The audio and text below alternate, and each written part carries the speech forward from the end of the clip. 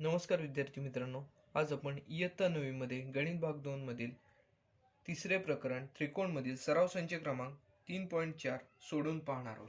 या आधीच्या व्हिडिओजमध्ये आपण या आधी सर्व सराव संच सोडून पाहिलेले आहेत. आता आपण सराव संच क्रमांक 3.4 सोडवण्याची सुरुवात करणार आहोत.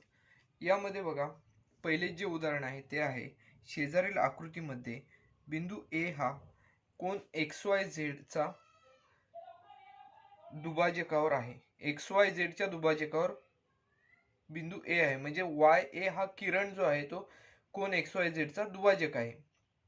जर AX बरोबर 2 सेंटीमीटर तर AZ ची किंमत काढा. बघा, आपण या आधीचे एक प्रमेय अभ्यासलेला आहे. या तत्पूर्वी आपल्याला काय दिलेलं आहे ते मी तुम्हाला सांगतो. AX ची येथे किंमत दिलेली आहे, त्यावरून AZ ची किंमत येथे काढायची आहे.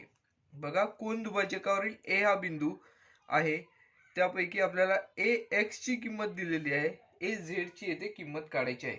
याआधी आपण एक प्रमेय अभ्यासलेले आहे, ते म्हणजेच कोणते, तर कोन दुभाजकावरील प्रत्येक बिंदू हा त्या कोनाच्या प्रत्येक भुजांपासून समदूर असतो, म्हणजे समान अंतरावर असतो. हे एक प्रमेय अभ्यासलेले आहे. त्या प्रमेयाचा इथे आपल्याला वापर करायचा आहे, म्हणजेच AX आणि AZ यांची लांबी जी आहे ती येथे समान असणार आहे, हे यावरून आपल्याला सिद्ध करता येईल. म्हणजेच AZ चे जे माप आहे ते आपल्याला इथे काढता येईल.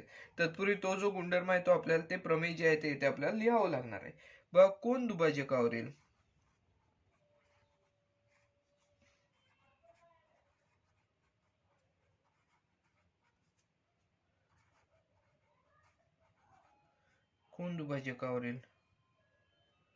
प्रत्येक बिंदू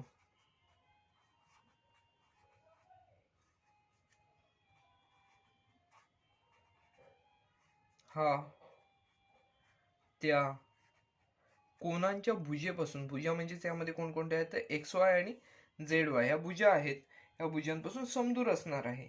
हा त्या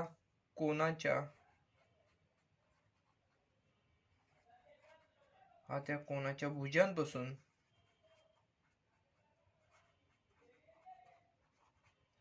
समदूर असतो.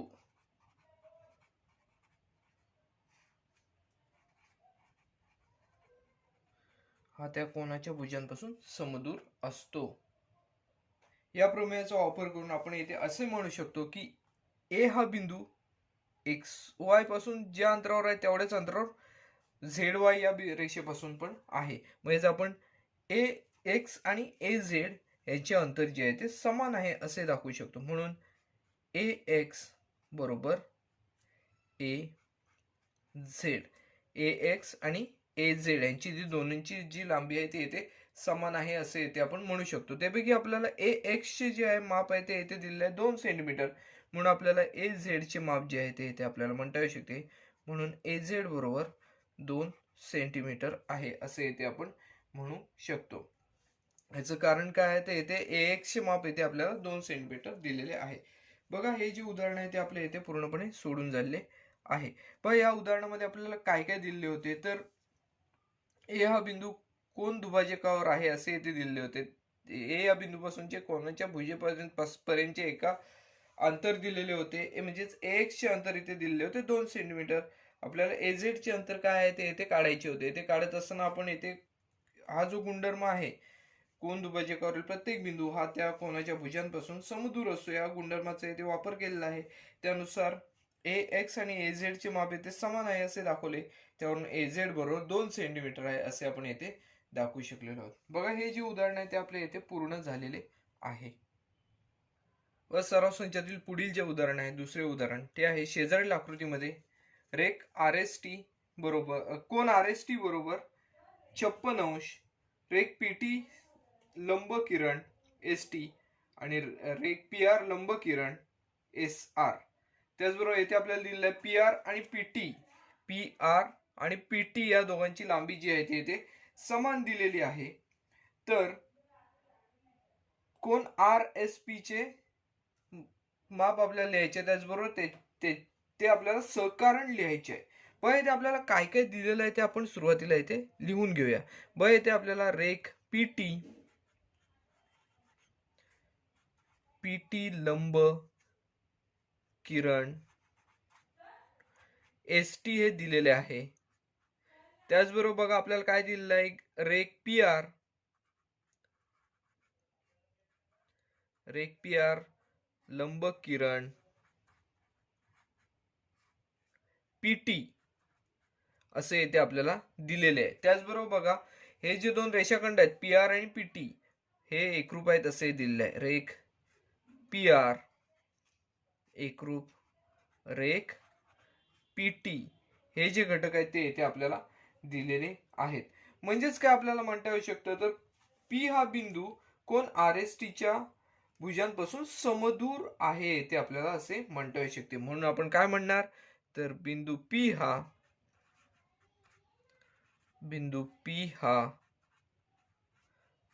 आर एस टीच्या आर एस टीच्या भुजांपासून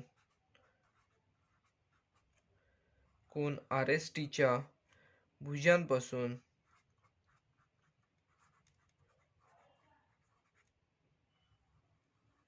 समदूर आहे. बघा ह्या संदर्भातले एक प्रमेय आपण अभ्यासलेले होते. कोन दुभाजकावरील प्रत्येक बिंदू हा त्या कोनाच्या भुजांपासून समदूर असतो. समदूर आहे याचा अर्थ काय, तर किरण एसपी हा जो आहे तो कोन टी एस आर किंवा आर एस टी चा दुभाजक आहे. किरण एसपी हा कोन आर एस टी चा दुभाजक आहे असे येते आपल्याला म्हणता येऊ शकते. म्हणून आपण काय म्हणणार, म्हणून किरण एसपी हा कोन आर एस पी चा दुभाजक आहे. आता आपल्याला असं जर आपण म्हटलं कोण आर एस पी चा, एस पी हा आर एस टी चा, आर एस पी नाही आर एस टी आहे, ते आर एस टी चा दुभाजक आहे.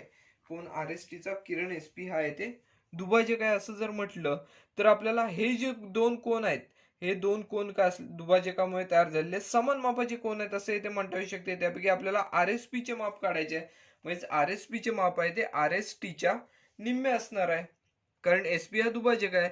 म्हणून आपण काय म्हणणार, तर कोन आर एस पी बरोबर 1/2 गुणिले कोन आर एस टी हा पूर्णपणे कोन आहे त्याच्या निम्मा आर एस पी चे माप असणार आहे, कारण एस पी आहे ते दुभाजक आहे. आपण इथे कारण सगळं याचं जे आहे ते वरती इथे दिलेलं आहे. आता फक्त आर एस पी चे आपल्याला माप काढायचे. बघा आर एस टी चे माप टोटल किती आपल्याला दिलेले आहे, ते 56 अंश दिलेले आहे. त्यावरून कोण आर एस टी बरोबर कोण आर एस पी बरोबर बघा कशी होईल, म्हणून कोण आर एस पी बरोबर 1/2 गुणिले टोटल बघा आर एस टी चे माप जे आहे ते बघा किती दिलेले आहे, कोण आर एस टी बरोबर 56 अंश, 1/2 गुणिले 56 अंश असे येणार आहे इथे बघा. म्हणून कोण आर एस पी बरोबर 1/2 ने जर 56 ला गुणले तर येथे आपल्याला 28 अंश मिळेल. 28 अंश एवढं माप जे आहे ते आर एस पी या कोणाचे इथे मिळताना दिसून येईल. कोण आर एस पी बरोबर 28 अंश. हे जे उदाहरण आहे तेही आपल्या इथे पूर्णपणे सोडून झालेले आहे. उदाहरणामध्ये बघा आपल्याला जे दिलेले घटक होते या दिलेल्या घटकांवर आपण कोन दुभाजकावरील प्रत्येक बिंदू हा त्या कोनाच्या भुजांपासून समदूर असतो या प्रमेयाचा इथे वापर केला. आणि हा जो आहे एसपी हा कोण एसपी हा किरण आहे तो आर एस टी चा दुभाजक आहे असे इथे दाखवले. त्यानुसार आपण कोण आर एस पी चे इथे माप जे आहे ते 28 अंश आहे असे इथे मिळवलेले आहे. हे उदाहरण आपले पूर्णपणे सोडून झालेले आहे. सराव संचातील उदाहरण क्रमांक 3 आहे ते बघा. त्रिकोण पीक्यू आर मध्ये पीक्यू बरोबर 10 सेमी, क्यू आर बरोबर 12 सेमी आणि पी आर बरोबर 8 सेमी. तर या त्रिकोणाचा सर्वात मोठा व सर्वात लहान कोन इथे आपल्याला लिहायचं आहे. आता इथे आपल्याला तिन्ही जे बाजू आहेत त्यांची मापे दिलेली आहेत, त्यावरून आपल्याला सर्वात लहान कोन आणि सर्वात मोठा कोन जो आहे ते आपल्याला पाहायचे आहे. बघा याआधी आपण अभ्यासल्याप्रमाणे त्रिकोणामध्ये मोठ्या बाजूसमोरील जो कोन असतो तो मोठा असतो, त्याचप्रमाणे जो सर्वात लहान बाजूसमोरील कोन असतो तो सर्वात लहान कोन असतो. हे आपण याआधी अभ्यासलेले आहे. त्या गुणधर्मानुसार आता आपण या त्रिकोणाच्या बाजूंवरून लहान मोठेपणा ठरवूया. सर्वात मोठी बाजू कोणती आहे आणि सर्वात लहान बाजू कोणती आहे ते येथे आपण ठरवूया. बघा इथे आपल्याला दिलेली जी मापे आहेत त्यानुसार आपण सुरुवातीला तिन्ही बाजूंची मापे इथे लिहून घेऊया. पी क्यू बरोबर 10 सेमी दिलेला आहे. त्यानंतर QR बरोबर 12 सेंटीमीटर दिलेला आहे आणि PR बरोबर 8 सेंटीमीटर दिलेला आहे. बघा जर विचार केला तर याच्यामध्ये 12 सेंटीमीटर जे लांबीची जी बाजू आहे ती सर्वात मोठी बाजू आहे. त्यामुळे QR ही बाजू जी आहे ती यामध्ये मोठी आहे असे इथे म्हणता येऊ शकते. बघा लहान मोठेपणा इथे आपण आधी ठरवणार आहोत. QR ही बाजू सर्वात मोठी आहे. आता बघा QR पेक्षा लहान बाजू कोणती आहे ते आता पाहायचं आहे. बघा येथे PQ आणि PR या दोन बाजू लहान आहेत. त्यापैकी PQ चे माप आहे 10 आणि PR चे माप 8 आहे. म्हणजे QR पेक्षा लहान बाजू आपण इथे PQ आहे असं येथे ठरवणार आहोत आणि सर्वात लहान जी बाजू आहे ती येथे आपण PR आहे असे इथे ठरवणार आहोत. बघा आता आपण लहान मोठेपणा ठरवलेला आहे. म्हणजेच काय यामध्ये आपल्याला QR ही सर्वात मोठी बाजू मिळालेली आहे या त्रिकोणाची आणि PR ही सर्वात लहान बाजू या त्रिकोणाची मिळालेली आहे. मग आपण येथे लिहिणार आहोत QR ही सर्वात किंवा त्रिकोणाची सर्वात मोठी बाजू आहे. मोठी बाजू आहे. QR ही जर मोठी आहे तर QR या बाजू समोरील जो कोन असणार आहे तो या त्रिकोणातील सर्वात मोठा जो कोन आहे तो येथे असणार आहे. बघा QR या बाजू समोरील कोन म्हणजेच कोणता असणार आहे तर कोन QPR हा येथे सर्वात मोठा कोन असणार आहे. मग त्रिकोणात मोठ्या बाजू समोरील कोन मोठा असतो. या गुणधर्मानुसार त्रिकोणात मोठ्या बाजू समोरील कोन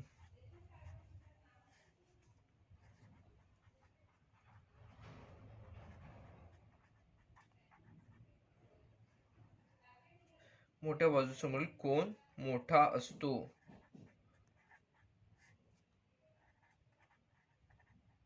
आता बघा या गुणधर्माचा इथे जर आपण वापर केला तर QR या बाजूसमोरील कोन कोणता असणार आहे तर कोन QPR. बघा Q आणि R हे शेवटची टोके असणारा आणि बघा P हा कोन असणार आहे. म्हणजे कोन QPR हा त्रिकोणातील सर्वात मोठा कोन असणार आहे. म्हणून कोन QPR हा त्रिकोणातील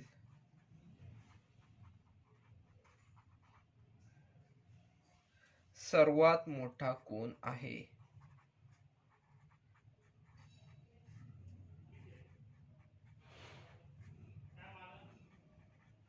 कोन QPR हा सर्वात मोठा कोन आहे. तसंच आता बघा येथे आपण काय ठरवलं आहे तर QR ही सर्वात मोठी बाजू आहे त्याचबरोबर PR ही सर्वात लहान बाजू आहे. बघा PR ही यामध्ये सर्वात लहान बाजू आहे. तसेच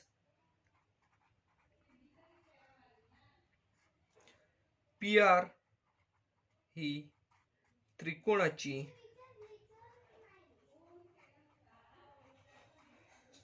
सर्वात लहान बाजू आहे. सर्वात लहान बाजू आहे. बघा आपल्याला गुणधर्म माहिती आहे सर्वात लहान बाजू समोरील जो कोन असतो तो लहान कोन असतो. बघा म्हणून आपण येथे लिहिणार आहोत. बघा त्रिकोणात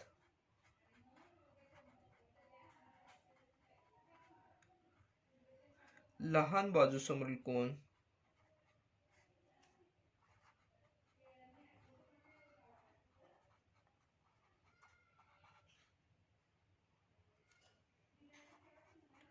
कोन लहान असतो.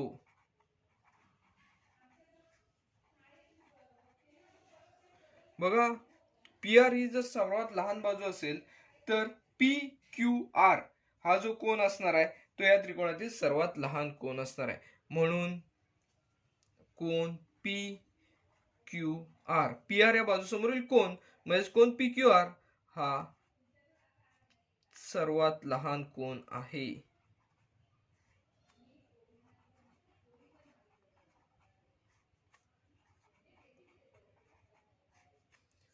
बघा हे जे उदाहरण आहे हे उदाहरण सोडवत असताना आपल्याला कोणत्या गुणधर्माचा इथे वापर करावा लागलेला आहे तर त्रिकोणाची सर्वात मोठी बाजू ही बाजू समोरील कोन हा सर्वात मोठा कोन असतो त्याचबरोबर सर्वात मोठ्या कोनासमोरील बाजू ही सर्वात मोठी असते, ह्या गुणधर्माचा वापर करावा लागला. तसेच लहान बाजू समोरील कोन लहान असतो, म्हणजे लहान कोनासमोरील बाजू येथे लहान असते, ह्या गुणधर्माचा इथे आपल्याला वापर करावा लागलेला आहे. त्यानुसार आपल्याला बघा इथे काय मिळालेलं आहे, कोन QPR हा त्रिकोणाचा सर्वात मोठा कोन आहे असं इथे मिळालेलं आहे. त्याचबरोबर बघा कोन PQR हा त्रिकोणाचा सर्वात लहान कोन आहे असे इथे आपण मिळवलेले आहे. व हे जे उदाहरण आहे ते पण आपले इथे पूर्णपणे सोडून झालेले आहे.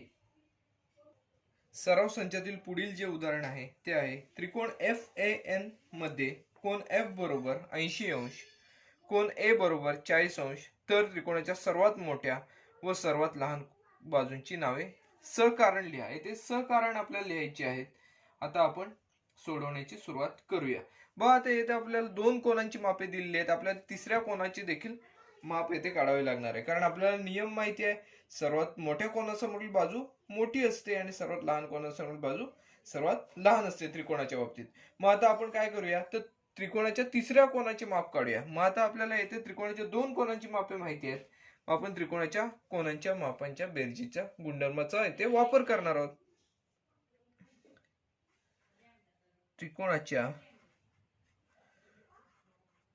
कोनांच्या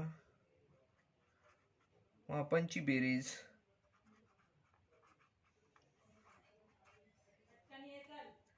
बेरीज 180 अंश असते. आता या गुणधर्मानुसार कोन F अधिक कोन A अधिक कोन N बरोबर 180 अंश असणार आहे. कोन F अधिक कोन A अधिक कोन N बरोबर 180 अंश असणार आहे. त्यापैकी आपल्याला F या कोनाचे माप दिलेले आहे 80 अंश, अधिक A या कोनाचे माप दिलेले आहे 40 अंश, अधिक कोन N बरोबर 180 अंश. बघा आता 80 आणि 40 ची जर इथे आपण बेरीज केली तर इथे आपल्याला 120 एवढी बेरीज मिळेल. 120 अंश अधिक कोन N बरोबर 180 अंश. आता 120 येथे बरोबर चिन्हाच्या पलीकडे न्यावे लागतील तर आपल्याला N या कोनाचे येथे माप मिळू शकते. बघा येथे आपण 120 बरोबर चिन्हाच्या पलीकडे नेऊया. मग कोन N बरोबर 180. आता 120 ला इथे धन चिन्ह आहे, बरोबर चिन्हाच्या पलीकडे जाऊन इथे ऋण होणार, म्हणजे वजा 120. कोन N बरोबर 180 मधून 120 वजा झाले तर इथे 60 अंश एवढं आपल्याला कोन N चं माप मिळताना दिसून येईल. आता तिन्ही कोनांची येथे आपल्याला मापे माहिती आहेत. त्यापैकी बघा आता सर्वात मोठा कोन जो आहे तो 80 अंश मापाचा असणार आहे. त्याच्यानंतर N हा कोन 60 अंश मापाचा त्यापेक्षा लहान, आणि सर्वात लहान कोन 40 अंश मापाचा असणार आहे.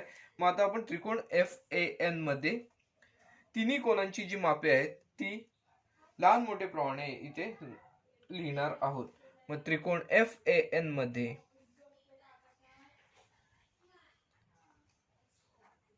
बघा कोनांची जी मापे आहेत ते आपण लहान मोठेपणा यामध्ये ठरवणार आहोत.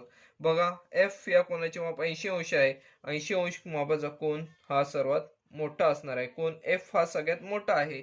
बघा त्यापेक्षा लहान कोन आहे तो बघा इथे एक 40 अंशाचा दिसतोय, एक 60 अंशाचा दिसतोय, म्हणजेच 60 अंशाचा कोन त्यापेक्षा लहान असेल. कोन N हा F पेक्षा लहान असेल, आणि त्याच्यापेक्षा लहान कोणता असणार आहे तर A हा कोन मोठा असणार लहान असणार आहे. कोन A बघा कोन F हा सगळ्यात मोठा कोन आहे आणि कोन A हा सर्वात लहान कोन असणार आहे. बघा आता आपल्याला माहिती आहे त्रिकोणात मोठ्या कोनासमोर बाजू मोठी असते. मग या गुणधर्मानुसार आपण काय म्हणणार तर F या कोनासमोरील बाजू सर्वात मोठी बाजू असणार आहे. मग आपण हे सुरुवातीला लिहून घेऊया. त्रिकोणात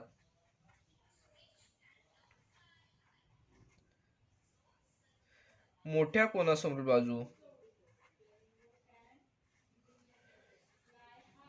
कोनासमोरील बाजू मोठी असते. कोनासमोरील बाजू मोठी असते असं आपल्याला माहिती आहे. या गुणधर्मानुसार आपण काय म्हणणार तर येथे आपल्याला हा कोन जो आहे कोन F हा येथे मोठा आहे, सर्वात मोठा कोन आहे असे आपल्याला दिसतंय. म्हणजेच येथे बाजू कोणती मोठी असणार आहे तर AN ही बाजू मोठी असणार आहे. म्हणून या त्रिकोणात बाजू ए एन, बाजू ए एन ही सर्वात मोठी बाजू आहे, सर्वात मोठी बाजू आहे असे आपण येथे म्हणू शकतो. बघा यामध्ये आपल्याला कोण सर्वात मोठा एफ मिळालेला आहे म्हटल्यावर त्यासमोरची बाजू ए एन ही सर्वात मोठी बाजू आहे असे येथे आपण म्हणू शकतो. बघा आता सर्वात लहान जो कोन आहे तो कोणता आहे, तर सर्वात लहान कोन हा ए हा कोन आहे. बघा हे सहकरण लिहायचं होतं आपल्याला, याचे सहकरण इथे लिहिलेलं आहे. त्रिकोणात मोठ्या समोरील बाजू ही मोठी असते, हे कारण आहे. या कारणानुसार आपल्याला असे म्हणता येऊ शकते की या त्रिकोणात ए ही बाजू सर्वात मोठी आहे.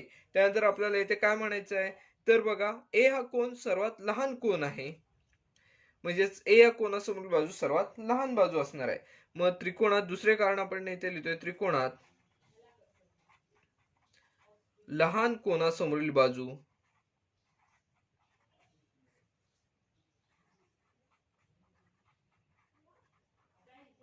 लहान कोनासमोरील बाजू लहान असते.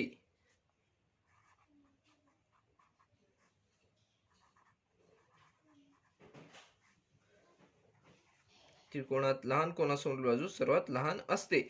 या गुणधर्मानुसार आपण काय म्हणणार, ए हा कोन येथे सर्वात लहान आहे. ए या कोनासमोरील बाजू कोणती असणार आहे, तर ए हा शिरोबिंदू सोडून उरलेले दोन शिरोबिंदू म्हणजेच एफ एन ही बाजू येथे सर्वात मोठी बाजू लहान बाजू असणार आहे. म्हणून या त्रिकोणात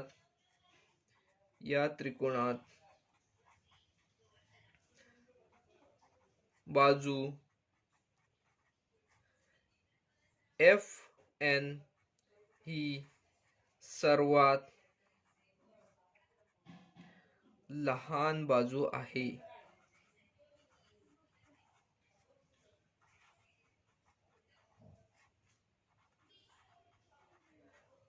बघा या त्रिकोणामध्ये सर्वात लहान बाजू कोणती असेल, तर एफ एन ही बाजू सर्वात लहान बाजू आहे आणि ए एन ही बाजू जी आहे ती सर्वात मोठी बाजू आहे. हे आपल्याला सहकारण लिहायला सांगितले होते, आपल्याला यांची कारणे लिहिलेली आहेत. बघा त्रिकोणात सर्वात मोठ्या मोठ्या समोरील कोणासमोरील बाजू मोठी असते, हे पहिले हे जे विधान आहे त्याचे कारण आहे. त्याचबरोबर दुसरे हे जे विधान आहे, या त्रिकोणात एफ एन ही बाजू सर्वात लहान आहे, त्याचे कारण काय आहे, तर त्रिकोणात लहान कोणासमोरील बाजू लहान असते, हे दुसऱ्या विधानाचे कारण आहे. व हे उदाहरण येथे पूर्णपणे आपल्या इथे सोडून झाले. अतिशय सोपे असे उदाहरण आहे. यामध्ये सुद्धा आपल्याला हे जे दोन गुणधर्म आहेत या गुणधर्मांचा इथे वापर करावा लागलेला आहे. बघा हेही उदाहरण आपल्या इथे पूर्णपणे सोडून झालेले आहे. मग सराव संचामध्ये पाचवे जे उदाहरण आहे ते एक सिद्धता आहे. बघा ही सिद्धता काय आहे, तर सिद्ध करा की समभुज त्रिकोण हा समकोन त्रिकोण असतो. म्हणजे जो समभुज त्रिकोण असतो, समभुज त्रिकोण आपल्याला माहिती आहे, समभुज त्रिकोण म्हणजे ज्या त्रिकोणाच्या तिन्ही बाजू समान मापाच्या असतात त्यांना आपण समभुज त्रिकोण म्हणतो. तर त्याच्या बाबतीत आपल्याला काय सिद्ध करायचं आहे की तो त्रिकोण समकोन त्रिकोण असतो असे आपल्याला इथे सिद्ध करायचं. मग आता इथे आपण समभुज त्रिकोणाच्या आधी सुरुवातीला रचना करून घेऊया.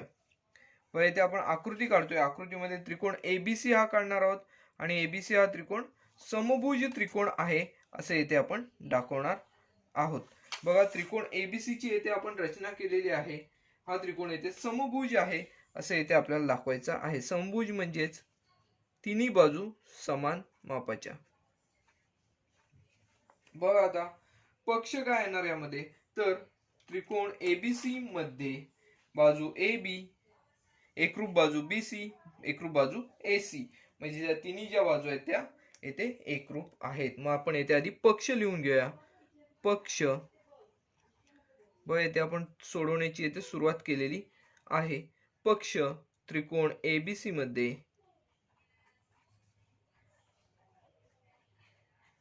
बघा पहिली बाजू ए बी, बाजू ए बी, एकरूप बाजू बी सी, एकरूप बाजू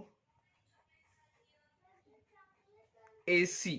म्हणजेच या तीन बाजू ज्या आहेत त्या आपण येथे एकरूप दाखवलेल्या आहेत, कारण हा समभुज त्रिकोण आहे. समभुज त्रिकोण म्हणजे आपल्याला माहिती आहे ज्या त्रिकोणाच्या तिन्ही बाजू समान मापाच्या असतात तो समभुज त्रिकोण. मग ए बी एकरूप बी सी एकरूप ए सी आपण पक्षामध्ये जे काही दिलेले आहे ते येथे लिहित असतो. आता सिद्ध करायचं काय आहे, तर हा जो त्रिकोण आहे तो समकोन त्रिकोण आहे, म्हणजे या त्रिकोणाचे तिन्ही कोण समान मापाचे आहेत असं आता आपण सिद्ध करायचे आहे. बघा ते आपण साध्यामध्ये लिहिणार. साध्य बघा काय येईल, समकोन त्रिकोण म्हणजेच कोन ए एकरूप कोन बी एकरूप कोन सी, म्हणजेच या तिन्ही कोनांची मापे येथे आपल्याला समान आहेत हे दाखवायचे आहे. मग आता त्यानुसार आपण सिद्धता लिहिण्याची इथे सुरुवात करणार आहोत. पण सिद्धता लिहित असताना आपण सुरुवातीला एक काम करायचं की ए बी आणि बी सी या दोन बाजू इथे एकरूप आहेत असं घ्यायचं, गृहीत धरायचं. ह्या एकरूप आहेतच पक्षामध्ये दिलेला आहे आपल्याला. त्यानुसार आपण हा समद्विभुज त्रिकोण सुद्धा आहे असे गृहीत धरून त्याच्या पायालगतचे कोण एकरूप आहेत असे इथे आपण दाखवायचे आहे. बघा आकृतीमध्ये बघा सुरुवातीला आपण ए बी आणि एसी या बाजूंचा विचार करतोय. बाजू ए बी एकरूप बाजू एसी हे पक्षावरून आपण लिहितोय म्हणून पक्ष. मग आता समद्विभुज त्रिकोणाच्या प्रमेयानुसार आता हे दोन बाजू जर एकरूप आहेत तर आपण याला समद्विभुज त्रिकोण पण म्हणू शकतो. मग समद्विभुज त्रिकोणाच्या प्रमेयानुसार आपण काय म्हणू शकतो, म्हणून येथे काय म्हणता येईल तर कोन बी एकरूप कोन सी, या विधानावरून आपण हे काय लिहिलंय, कोन बी एकरूप कोन सी.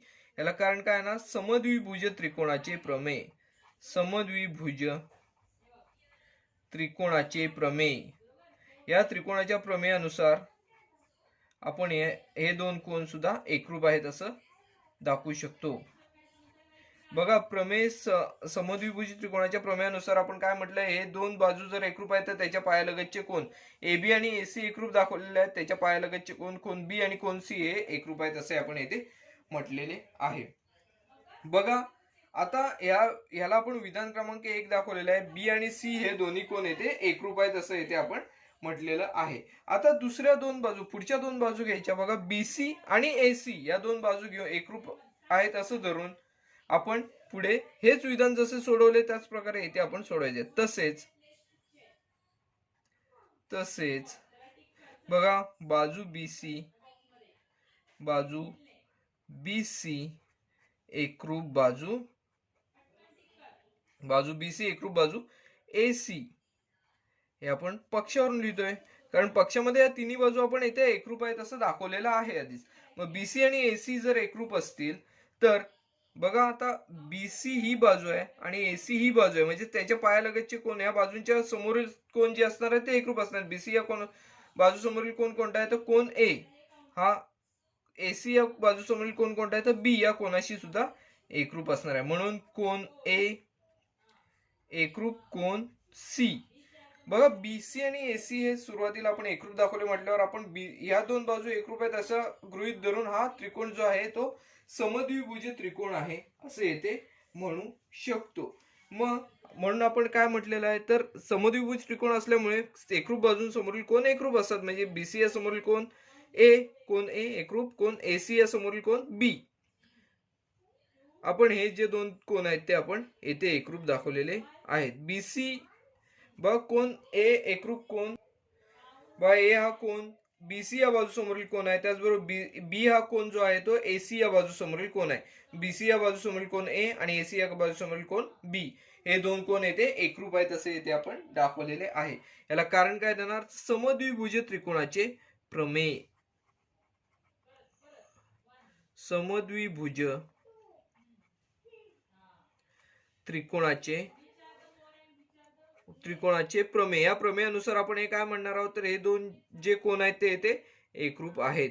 बघा येथे आपण जे दोन कोण एकरूप दाखवलेले आहेत त्याला आपण विधान क्रमांक 2 दिलेला आहे. बघा विधान क्रमांक 1 चा विचार केला तर बी हा कोण सी या कोणाबरोबर एकरूप आहे, आणि विधान क्रमांक 2 चा विचार केला तर बी हा कोण ए या कोणाशी सुद्धा एकरूप आहे. यावरून आपण काय म्हणू शकतो तर विधान 1 आणि 2 वरून ए बी आणि सी हे तिन्ही कोण जे आहेत ते एकरूप आहेत असे आपण म्हणू शकतो. मग विधान 1 व 2 वरून बघा विधान 1 मध्ये आपण काय दाखवलेलं आहे, बी हा कोण सी या कोणाशी एकरूप आहे. त्यानंतर विधान 2 मध्ये काय दाखवलं, बी हा कोण ए या कोणाशी एकरूप आहे. म्हणजेच ए बी सी हे तिन्ही कोण जे आहेत ते येथे एकरूप आहेत असे आपण म्हणू शकतो. म्हणून बघा विधान 1 आणि 2 वरून कोण ए एकरूप कोण बी एकरूप कोण सी असे आपण येथे सिद्ध करू शकतो. बघा आपलं जे साध्य आहे ते येथे आपलं पूर्णपणे साध्य सिद्ध झालेलं आहे. बघा यावरून आपण काय म्हणू शकतो, तर त्रिकोण एबीसी हा समकोण त्रिकोण आहे. म्हणून त्रिकोण एबीसी हा समकोण त्रिकोण आहे. समकोण त्रिकोण आहे.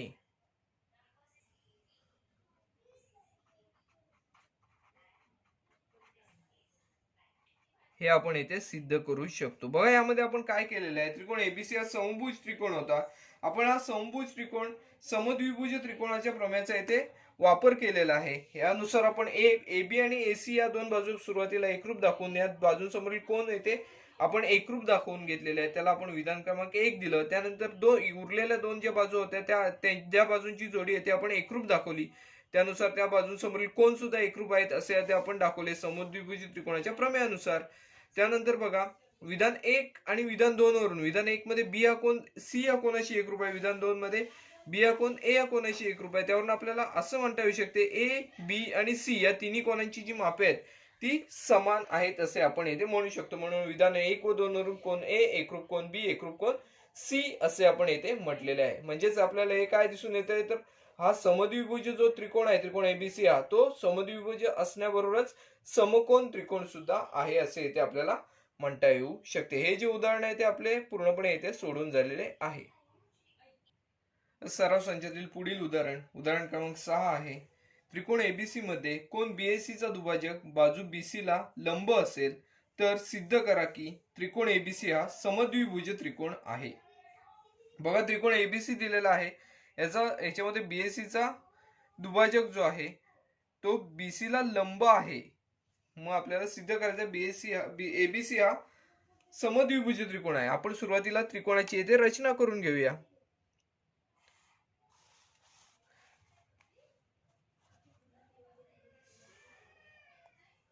बघा त्रिकोण एबीसी ची येथे आपण रचना केलेली आहे. यामध्ये बीएसी चा दुभाजक ए हा बिंदू आपण शिरोबिंदू इथे घेणार आहोत. बीएसी चा दुभाजक म्हणजेच बीएसी या ए या कोणाचा दुभाजक येथे बीसी ला लंब आहे असे येथे दिलेले आहे. मग आपण येथे त्रिकोण एबीसी चा ए हा शिरोबिंदू इथे घेणार आहोत, बी हा शिरोबिंदू इथे, सी हा शिरोबिंदू येथे घेणार आहोत आणि जिथे लंब आहे तिथे आपण डी हा शिरोबिंदू येथे घेणार आहोत. बघा इथे दोन्ही बाजूला 90-90 अंशाचे कोन झालेले असणार आहेत. त्याचबरोबर ए चा दुभाजक एडी हा कोण ए चा दुभाजक आहे. त्यामुळे इथे जे तयार झालेले हे दोन कोन आहेत तेही समान मापाचे असणार आहेत. मग आता येथे आपण हे प्रमेय जे आहे ही जी सिद्धता आहे ती येथे सोडवण्याची सुरुवात करणार आहोत. बघा इथे आपल्याला सुरुवातीला पक्ष लिहावे लागणार आहे. पक्षामध्ये आपल्याला जे काय याच्यात दिसत आहे ते आपण येथे लिहिणार आहोत. बघा पक्ष काय असणार आहे, तर त्रिकोण एबीसी मध्ये बघा त्रिकोण एबीसी मध्ये एडी हा कोण बीएसी चा दुभाजक आहे. बघा त्रिकोण एबीसी मध्ये त्रिकोण एबीसी मध्ये रेख एडी हा कोण बीएसी चा दुभाजक आहे. बघा तसेच तो काय दिसतोय, तर बीसी ला एडी हा लंब आहे. तसेच रेख बीसी लंब रेख एडी हे आपल्याला दाखवायचं, हे आपल्याला दिलेलं आहे.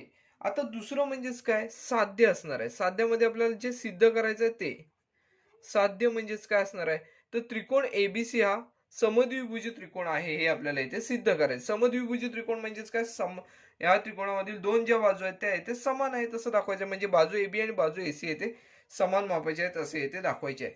मग साध्य आहे ना, त्रिकोण एबीसी हा समद्विभुज त्रिकोण आहे. त्रिकोण एबीसी हा समद्विभुज त्रिकोण आहे. बघा येथे आपण पक्ष झालेला आहे, साध्य झालेला आहे. त्यानंतर आपण सिद्धता लिहिणार आहोत. सिद्धतेमध्ये हे जे प्रमेय आहे, प्रमेयाचे जे साध्य आहे त्या साध्यापर्यंत पोहोचण्यासाठी आपण येथे योग्य त्या मार्गाने सोडवणार आहोत. बघा साध्य लिहित असताना येथे आपल्याला बघा ए बी आणि एसी या दोन बाजू येथे एकरूप दाखवायचे, जेणेकरून हा त्रिकोण जो आहे समद्विभुज त्रिकोण आपल्याला दाखवता येऊ शकतो. बघा मग आता आपण एक विचार करूया, त्रिकोण ए डी बी आणि त्रिकोण ए डी सी या दोन त्रिकोणांची एकरूपता दाखवूया. त्यामुळे आपल्याला संगत बाजू एकरूप दाखवता येऊ शकतात, म्हणजे एबी आणि एसी या एकरूप दाखवता येऊ शकतात. मग आता या सुरुवातीला या दोन जे त्रिकोण आहेत त्यांची आपण येथे एकरूपता दाखवूया. त्रिकोण पहिला कोणता आहे तर ए डी बी व त्रिकोण ए डी सी मध्ये, त्रिकोण एडीबी व त्रिकोण एडीसी मध्ये. बघा आता यामध्ये आपल्याला सुरुवातीलाच येथे आपल्याला हा जो कोन आहे, हे जे दोन कोन आहेत ते येथे एकरूप आहेत का, तर येथे बीएसी चा एडी हा दुभाजक आहे असे दिलेले आहे. त्यामुळे आपण काय म्हणणार, कोन बीएडी, कोन बीएडी एकरूप कोन सीएडी. याचं कारण काय आहे तर एडी हा दुभाजक आहे, म्हणजे ते आपण इथे पक्षामध्ये लिहिलेले आहे. पक्षामध्ये आपण हे लिहिलेलं आहे, कारण एडी हा दुभाजक आहे म्हटल्यावर हे दोन कोन जे आहेत ते समान मापाचे असणार आहेत. त्याचबरोबर बघा इथे आपल्याला एडी ही जी बाजू आहे ही दोन्ही त्रिकोणांमध्ये सामायिक दिसत आहे. बघा एडीबी या त्रिकोणामध्ये सुद्धा एडी ही बाजू आहे आणि एडीसी या त्रिकोणामध्ये सुद्धा एडी ही बाजू आहे. म्हणून रेख एडी एकरूप रेख एडी असे आपल्याला इथे म्हणता येऊ शकते. ह्याला सुद्धा आपल्याला कारण देता येईल सामायिक भुजा. सामायिक भुजा म्हणजे सामायिक बाजू.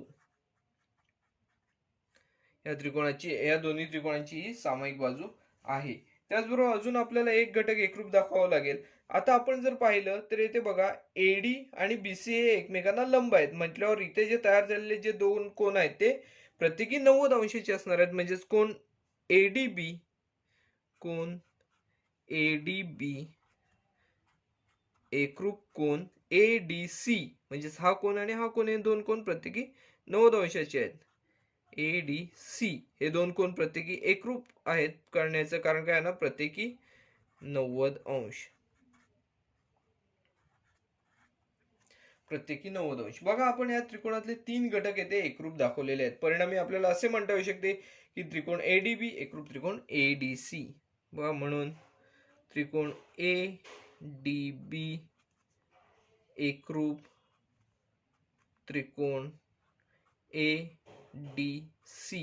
आता बघा इथे आपल्याला कसोटी शोधावी लागेल. कोणत्या कसोटीनुसार हे दोन त्रिकोण एकरूप आहेत तर पहा येथे कोन, त्यानंतर बाजू, परत कोन, म्हणजे कोन बाजू कोन ही कसोटी आहे. म्हणजे येथे कोबाको कसोटीनुसार हे दिलेले दोन्ही त्रिकोण आहेत ते एकरूप आहेत.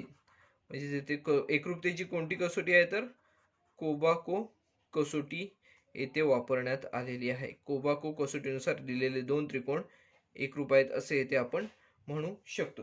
बस जर हे दोन त्रिकोण एकरूप असतील तर आपल्याला एबी आणि एसी या संगत भुजा सुद्धा येथे एकरूप आहेत असे म्हणता येऊ शकते. म्हणून आपण असे म्हणणार आहोत रेख एबी एकरूप रेख एसी. याला कारण काय देणार आपण, एकरूप त्रिकोणाच्या संगत बाजू, एकरूप त्रिकोणांच्या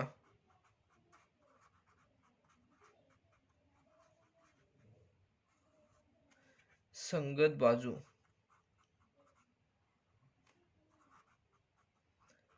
बघा एकरूप त्रिकोणाच्या संगत बाजू आहेत ह्या आपण येथे एकरूप आहेत असे येथे दाखवलेले आहे. जर आपण पूर्ण एबीसी या त्रिकोणाचा विचार केला तर बघा बाजू AB आणि बाजू AC या त्रिकोणाच्या या एबीसी या त्रिकोणाच्या दोन बाजू आहेत आणि या दोन बाजू एकरूप असतील तर येथे आपल्याला असे म्हणता येऊ शकते की त्रिकोण एबीसी हा समद्विभुज त्रिकोण आहे. म्हणून आपल्याला असे खाली म्हणता येऊ शकते त्रिकोण एबीसी हा समद्विभुज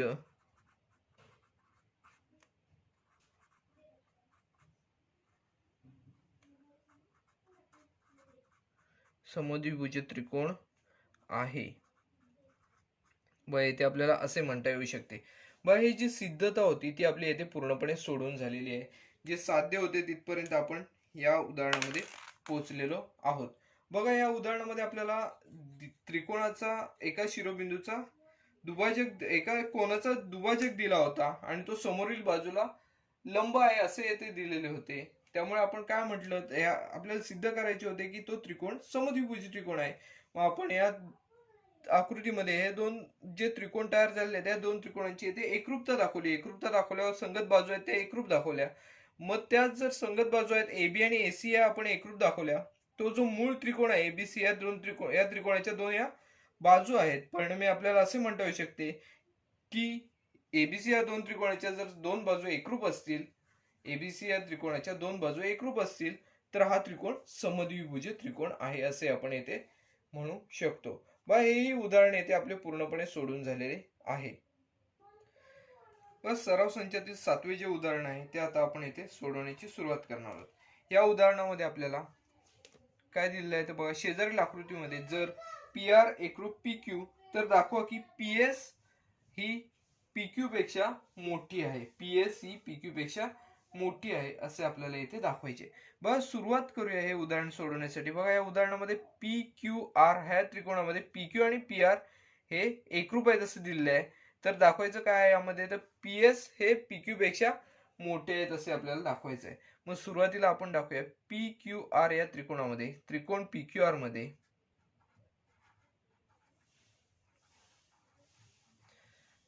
बघा या दोन बाजू येथे आपल्याला एकरूप दिलेल्या आहेत. म्हणजे हा जो त्रिकोण आहे व यामध्ये कोणकोणत्या बाजू एकरूप दिलेल्या आहेत. बाजू PQ एकरूप बाजू PR. हे बघा येथे आपल्याला दिले PR PQ एकरूप आहेत. म्हणजेच काय त्रिकोण PQR हा काय आहे तो समद्विभुज त्रिकोण आहे. म्हणून त्रिकोण PQR हा समद्विभुज त्रिकोण आहे. समद्विभुज त्रिकोण आहे. मग आता समद्विभुज त्रिकोण असेल तर त्याच्या पायालगतचे कोन हे एकरूप असणार. म्हणून आपण काय म्हणू शकतो कोन PQR एकरूप कोन PRQ. बघा कोन PQR आणि PRQ हे एकरूप बाजूंसमोरील कोन आहेत. हे दोन्ही कोन जे आहेत ते एकरूप असणार आहेत. याला आपण विधान क्रमांक 1 देणार आहोत. तसेच बघा आता आपण त्रिकोणाच्या बाह्य कोनाच्या प्रमेयाचा येथे वापर करणार आहोत. PRQ हा जो कोन आहे तो PSR पेक्षा म्हणजेच कोन S पेक्षा येथे मोठा असणार आहे. बघा PRQ हा PSR म्हणजेच कोन S पेक्षा येथे मोठा असणार आहे हे आपण येथे म्हणू शकतो त्रिकोणाच्या बाह्य कोनाच्या प्रमेयानुसार. बघा त्रिकोणाच्या बाह्य कोनाच्या प्रमेयानुसार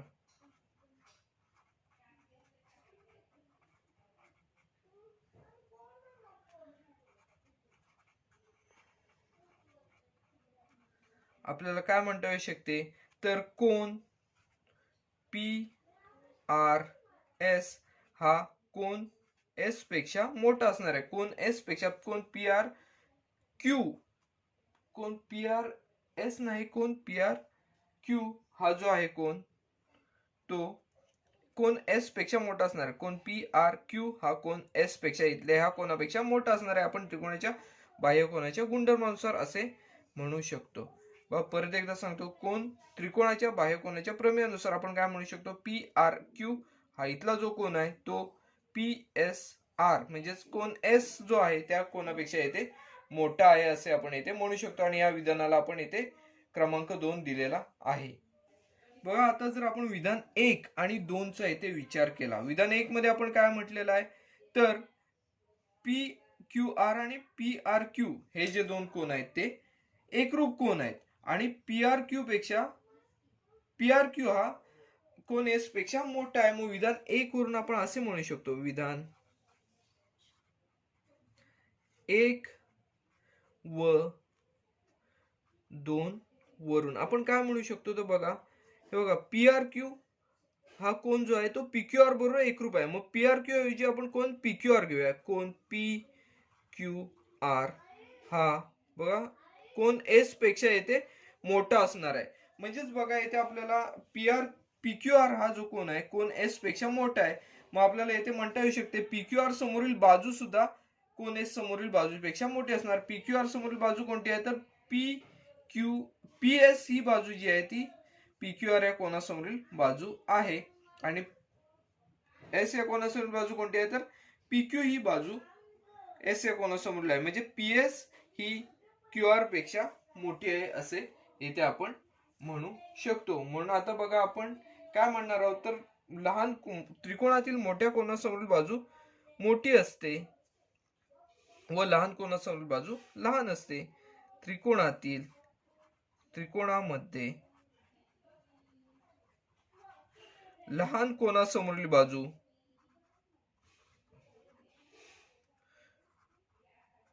लहान कोनासमोरील बाजू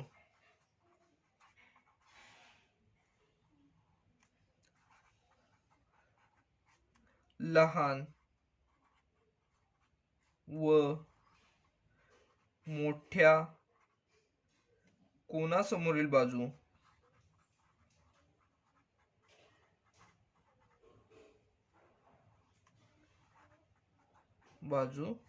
मोठी असते. मग या गुणधर्माचा इथे जर आपण वापर केला तर पी क्यू आर या कोनासमोर पी क्यू आर म्हणजे पी क्यू एस हा कोन आहे. बघा पी क्यू आर हा पी क्यू एस कोन आहे, कारण क्यू आर एस हे तिन्ही बिंदू एक रेषीय बिंदू आहेत.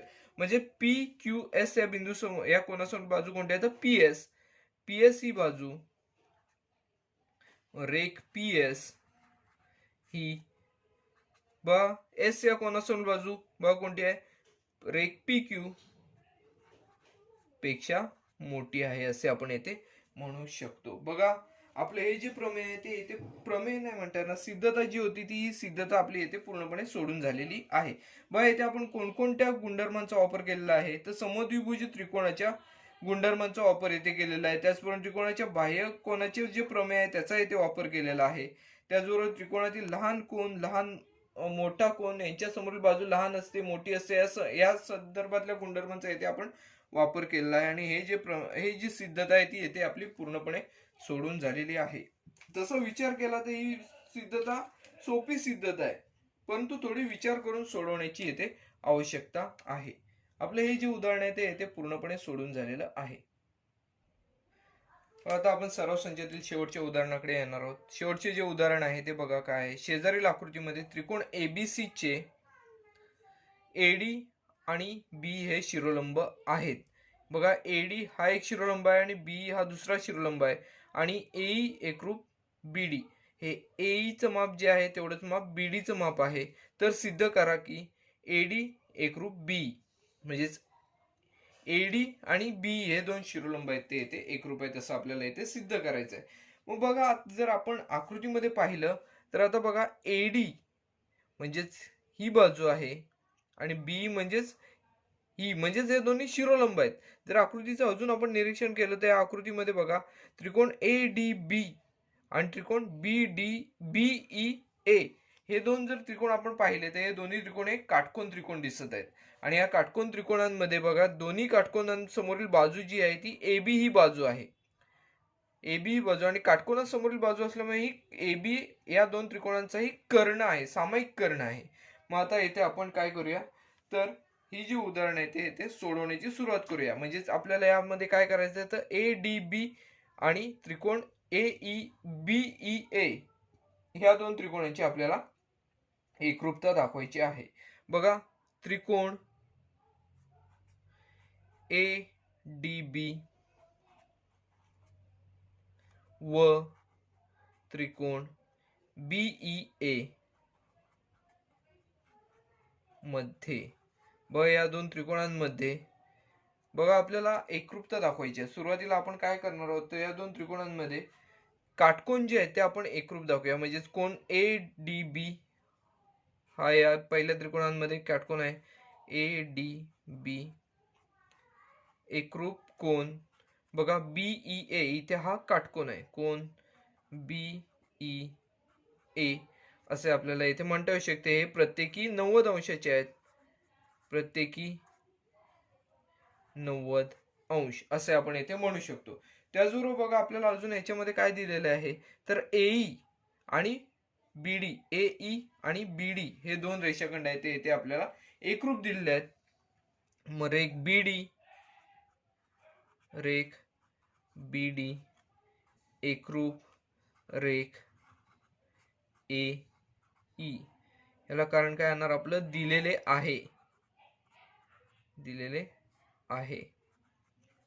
बघा दिलेलं आहे की AE आणि BD हे दोन रेषाखंड एकरूप आहेत असे आपल्याला इथे दिलेले आहे. ते आपण इथे एकरूप दाखवले आहे. त्याचबरोबर बघा AB ही बाजू जी आहे म्हणजेच कर्ण आहे, हा कर्ण AB हा सामायिक आहे दोन्ही त्रिकोणांचा. म्हणजेच कर्ण AB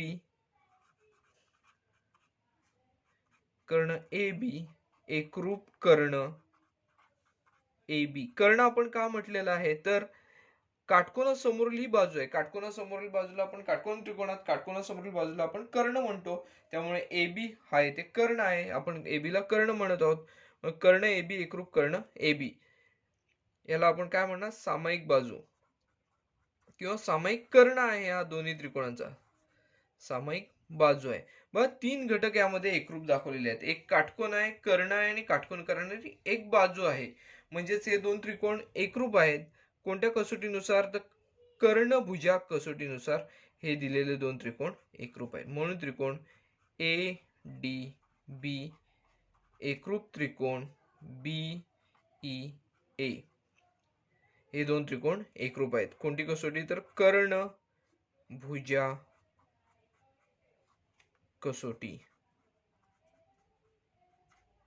कर्णभुजा कसोटीनुसार हे दोन त्रिकोण एकरूप आहेत येथे आपण असे म्हणू शकतो. बघा कर्णभुजा कसोटी म्हणजेच काय, कर्ण म्हणजे कर्ण, काटकोन आणि काटकोन करणारी एक बाजू, हे तीन घटक जर आपण यामध्ये एकरूप दाखवले तर कर्णभुजा कसोटीनुसार दिलेले दोन त्रिकोण आहेत ते एकरूप असतात असे आपण येथे म्हणत असतो. बघा जर हे दोन त्रिकोण एकरूप असतील तर त्याच्या संगत भुजा संगत कोन सुद्धा येथे एकरूप आहेत असं आपल्याला दाखवता येऊ शकतं. बघा आपल्याला येथे फक्त AD आणि BE या दोन रेषाखंड आहेत ते एकरूप दाखवायचे आहेत. म्हणून आपण बघा काटकोन करणारी BD ही एक बाजू आपण ADB मधली दाखवली, दुसरी बाजू AD ही दाखवू शकतो. रेख म्हणून रेख AD एकरूप रेख, याच्याशी AD शी संगत असणार, एकाच एक संगतीत असणारी कोणती आहे, तर बघा AD आणि दुसरा शिरोलंबच आहे BE, रेख BE असे आपल्याला सिद्ध करता येऊ शकते. याला कारण येणार एकरूप त्रिकोणांच्या संगत बाजू. एकरूप त्रिकोणांच्या संगत बाजू,